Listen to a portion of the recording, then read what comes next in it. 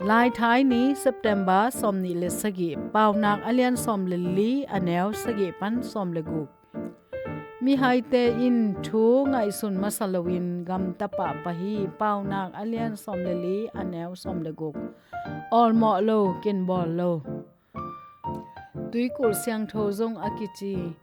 landis far pen england gampi to lampi neu khat bekin akizom tui khang thei tuikul khathi to kizom na lampi ni khat ni ve tuin tum de ni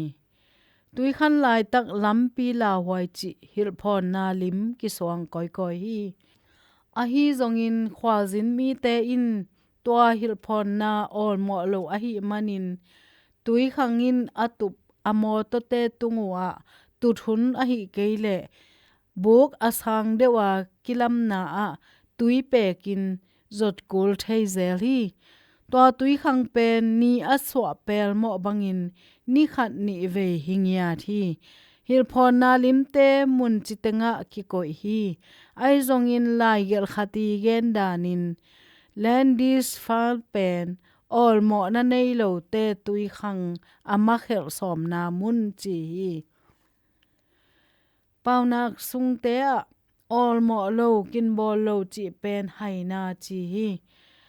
Awlmawh na nei lo te in pil na a hi keile mi pil te ngai sut piak na thu don loin mi dang te kinbawl don bol chi te jang lo hi a hi zong in pil na in ngai sut na hoi lo thu le la min kim lo te to ital khiat lo nang thu ngai ding in hong hil hi pil na in thu le la hoi tak dong ding igam tan na in nungu bang nam nei thei chi ngai sun ding chi Awlmawh na nei lo te in mi hing ki zop zia a hi keile apyang ding nungu chi te ngai sun lo pi in thu again zia u hangin mi pil te in agam tan na ding ngai sun chian hi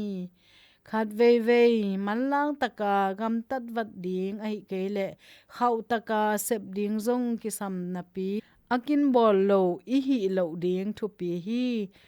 to bangin pasien pirna sangin zat kisin hi leng aman ikisap lamla na ikisap simin hong pe ding hi Awlmawh lo na to nung ta chi ko ya mu ngei na hiam to bang te bang chipel ding kongit pasian Awlmawh lo na to kidim leitunga kanung ta hi pil na to hoi tak kanun tak thei nang ho ho in